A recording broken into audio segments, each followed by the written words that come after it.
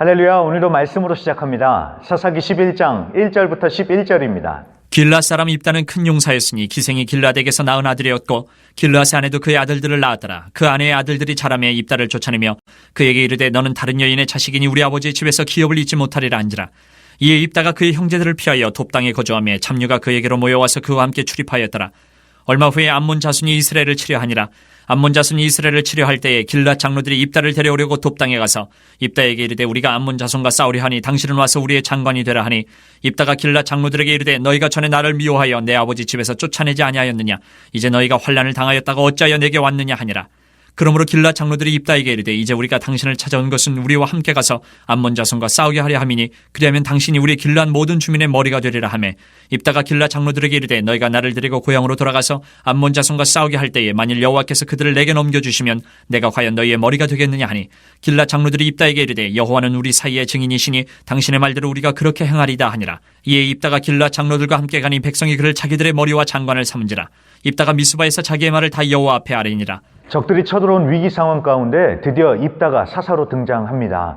입다는 기생의 아들로서 출신이 비천하다고 배다른 형제들에게 멸시당하고 쫓겨납니다. 그런데 그렇게 끝날 것만 같았던 입다의 인생에 역전이 시작됩니다. 적들이 쳐들어왔지만 머리가 되어 싸울 자가 없다고 발만 동동 구르던 이스라엘이 입다를 생각을 해냅니다. 그리고 입다를 찾아가서 장관이 되어달라고 싸워달라고 요청을 합니다.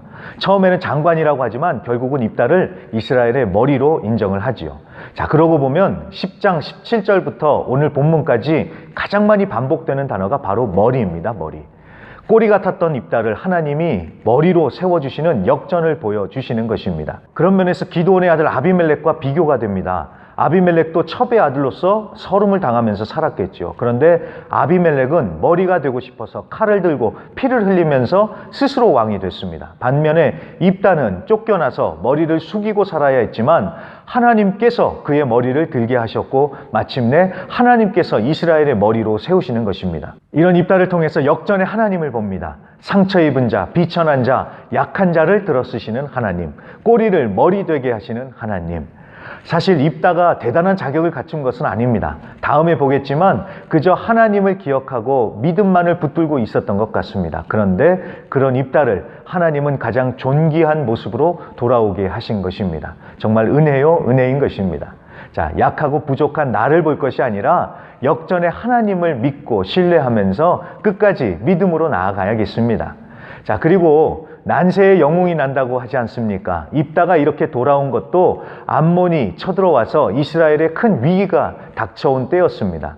위기는 위험한 기회라고 위기를 통해서 하나님은 입다를 부르시고 역전시키셨습니다. 이 코로나도 얼마나 위험하고 위기입니까? 하지만 이 또한 믿는 이들에게는 하나님의 역전의 때요, 하나님의 영광이 드러날 때인 줄 믿습니다. 마지막으로 길르앗 장로들을 보면서 배우는 것이 있습니다. 그들은 입다를 업신여기고 쫓아내지 않았습니까? 그런데 이제는 급하니까 찾아와서 무릎을 꿇고 비는 그런 일이 벌어진 것이지요. 사람이 언제 어디서 다시 만날지 아무도 모르는 거예요. 그렇죠? 그렇기 때문에 모두가 하나님의 형상으로 지어진 좋은 귀한 자다라는 것을 항상 생각을 하면서 오늘도 누구를 만나든지 귀하게 여기면서 승리하시길 바랍니다.